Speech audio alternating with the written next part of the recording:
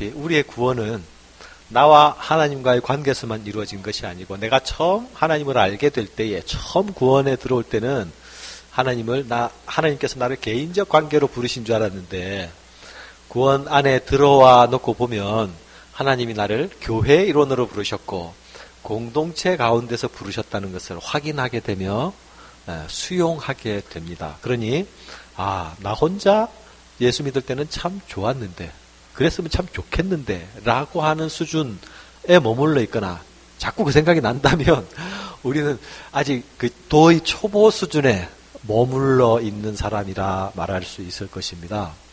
물론 도의 초보 수준에 머물러 있을 수 있어요. 응? 처음부터 다 성장하고 장성한 분량까지 가는 사람은 없지 않습니까? 그런데 우리가 그리스도 안에서 생명이 태어나고도 도의 초보 수준에 계속 머물러 있는다고 하면 이제 문제가 생길 수 있습니다. 어떤 문제가 생깁니까? 생명은 원래 생명의 증거 중에 하나는 생물 선생님 계십니까? 혹시 여기? 없으면 제가 공갈쳐도 될 것 같고. 네. 생명의 증거 중에 하나는 대사작용입니다. 대사작용을 하면 그것을 생명체라고 하고 대사작용을 하지 않으면 그냥 그걸 물질이라고 합니다. 예, 계세요? 임선생, 그렇습니까? 맞습니까? 맞습니까? 예. 우리가 아주 세포와 유사한 단백질 덩어리, 그 안에 핵 같은 것도 있고, 비슷한 것도 있고 하지만 그 자체로 대사작용을 하지 않으면 생명체가 아닙니다. 다시 말하면, 생명체는 대사작용을 통해서 생명활동을 하는데 그 생명활동의 결과로 뭐가 나요? 성장, 변화, 생명의 재탄생 이것이 일어납니다. 그게 생명의 증거입니다. 근데 내가 10년 전에도 도의 초보에 있고 20년 전에도 도의 초보에 있고 30년 전에도 도의 초보에 있고 그렇다고 한다면 우리의 정상적인 성장 부분에서 문제가 있는지 없는지 체크를 해봐야 됩니다. 그렇다고 그 사람은 생명이 없는 사람도 이렇게 말하면 너무 극단적이고 심한 접근이고 이게 무슨 소리입니까? 선풍기 소리. 죄송합니다. 예민해서. 네. 우리는 교회 공동체에 대하여서 성경에서 몇 가지 그림을 가지고 접근하고 있다는 것을 여태까지 살펴보았습니다. 가정의 그림을 가지고 접근하기도 했고요. 그리고 가정에서 원래 가정의 그림을 가지고 접근하는 것은 초대 기독교가 가정 모임으로 출발했던 데도 있고 또 성경에서 원리적으로 아버지와 아들의 관계, 아버지와 자녀의 관계로 교회를 하나님과 우리의 관계를 묘사하기도 하고 그래서 가정의 그림이 있습니다. 그 다음에 몸의 그림을 가지고 또 교회를 설명했습니다죠. 몸은 각양 다른 지체들이 한 몸을 구성하고 있어서 머리를 중심으로 하나의 개체가 되는 이런 모습으로 교회를 설명하는 그림으로 사용되었던 것을 보았습니다. 이런 것들을 가지고 공동체를 생각한다고 한다면 우리는 공동체에 대해서 보다 풍성한 접근을 할 수 있을 것 같습니다. 공동체에 관해서 세 가지 항목으로 생각을 해보려고 합니다. 하나는 각각 다른 다양성을 가진 사람들이 서로 연합하는 다양성의 연합에 관한 부분. 그 다음에 공동체 안에서 서로의 섬김과 책임에 관한 부분. 그 다음에 공동체 안에서의 자유와 권위에 관한 부분. 세 번째 부분은 좀 여러분에게 주제가 낯섭니까? 안 낯섭니까?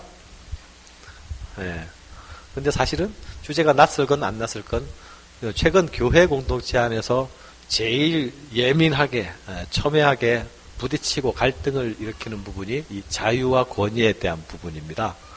공동체 안에서 하나님이 허락하신 질서와 권위는 어느 영역이고 우리가 수평적으로 누려야 할 자유의 부분이 어디까지인가 이런 부분들이 굉장히 예민한 부분이긴 하죠. 먼저 다양성 가운데 연합을 봅니다. 복음은 초대교회 그리스도인들에게 당대의 사회적 차별을 거부하게 했습니다. 폭로하게 했습니다. 그리고 그중 많은 것들에 대한 철폐를 복음이 요구했습니다. 그렇다고 복음을 들고 사회를 향해서 나가서 피켓 들고 피켓팅하면서 시위하지 않았죠.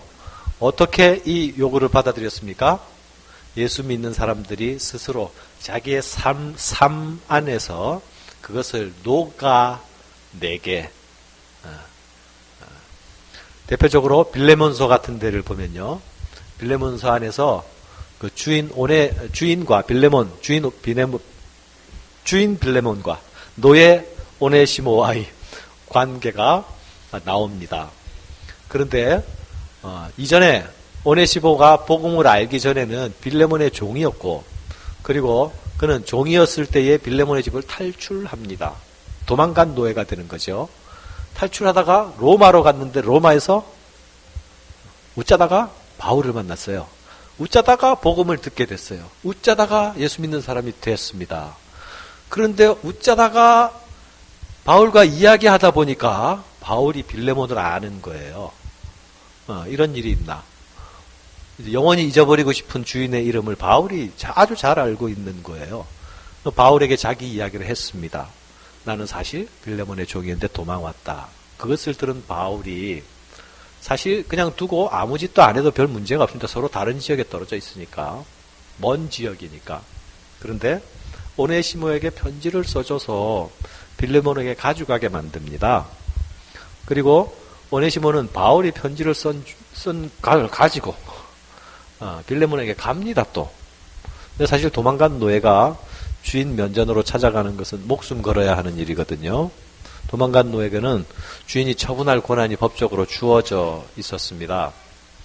그러니까 오네시모는 바울의 충고대로 바울이 써주는 편지 한쪽을 담보하고서 순종해서 빌레몬에게 가고, 빌레몬은 또 바울의 편지를 보고 바울의 충고대로 오네시모를 너희 형제로 받으라 하는 그 충고대로 형제로 받아들입니다.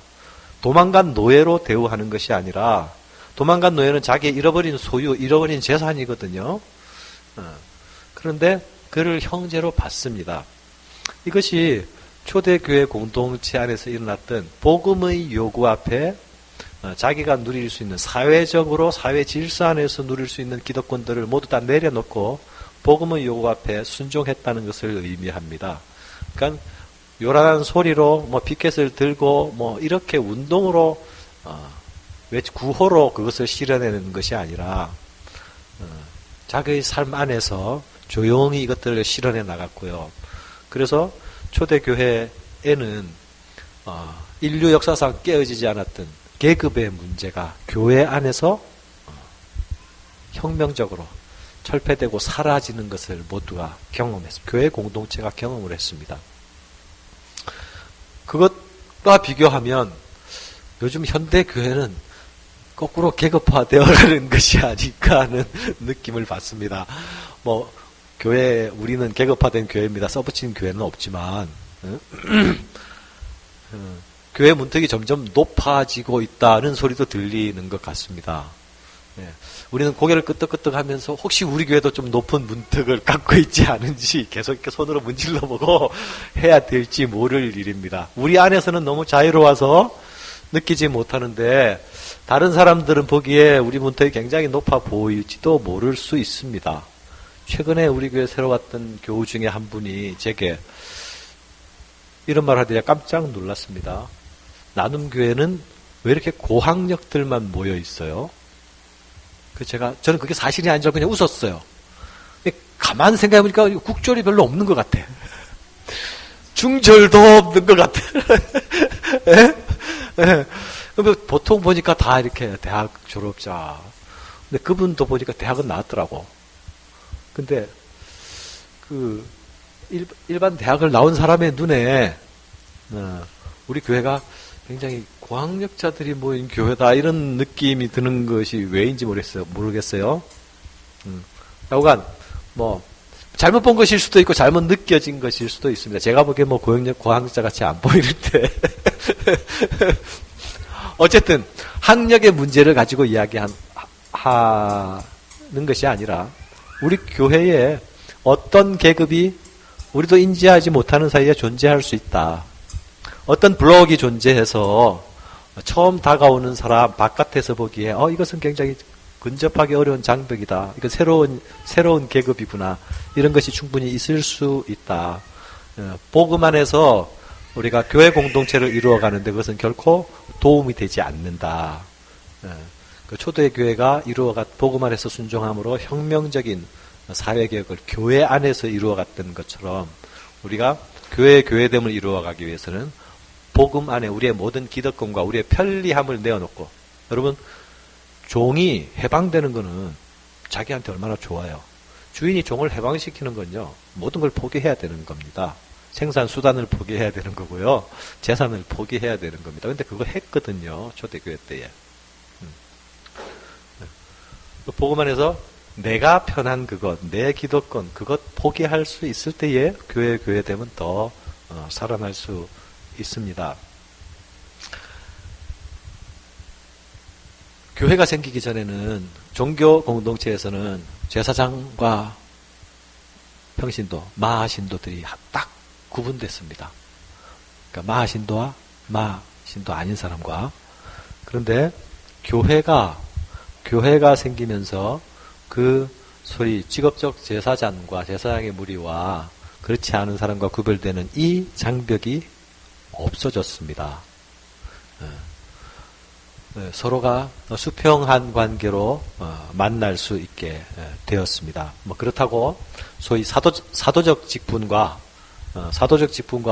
그것을 감당해야 될 어떤 영적 질서가 사라져야 됐다는 것은 아닙니다.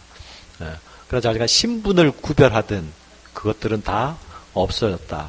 복음서에 보면 사도적 직분을 가진 자들이 자기들 사도적 직분을 가지고 군림하려 하거나 그것을 자신의 지위로 이용하는 것이 나타나지 않지 않습니까? 그것이 그런 것을 의미합니다.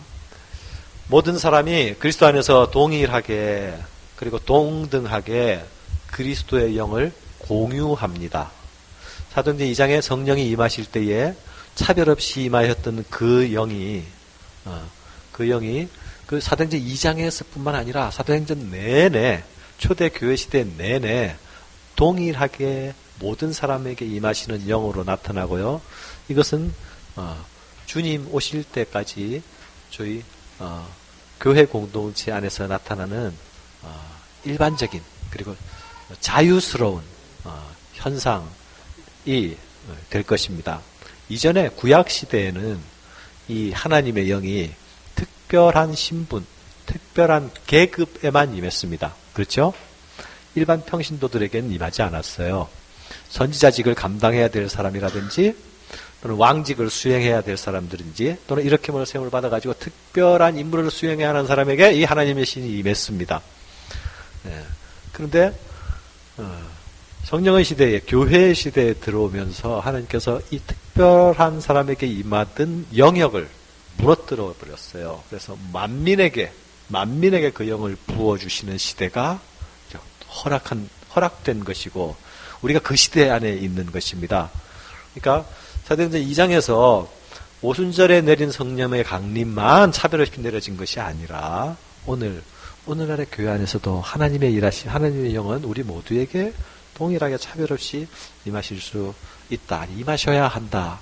그리고 당신에게도 하나님의 영이 임하시고 내게도 하나님의 영이 임하시니 우리는 똑같이 존중받아야 할 사람이다. 이렇게 가는 것이 교회 공동체의 공평성의 토대가 됩니다. 바울은 사람을 어떤 종교적인 또는 사회적인 규율과 또는 규범 아래 묶어 놓으려는 시도에 대해서 굉장히 엄격히 책망했습니다. 교회라는 공동체 안에서 규범과 규율을 만들어 놓고 수직적인 구조를 만들려고 하는 그런 시도에 대해서 반대했습니다. 하지만 그리스도인 사이에서 어떤 구별은 있었습니다. 그것은 어떤 구별이냐 하면 네가 더 낫고 내가 더 낫다 이런 구별이 아니라 너가 가진 것은 새 목걸이고 내가 가진 것은 내 목걸이다 이런 구별이 있었습니다. 그 구별은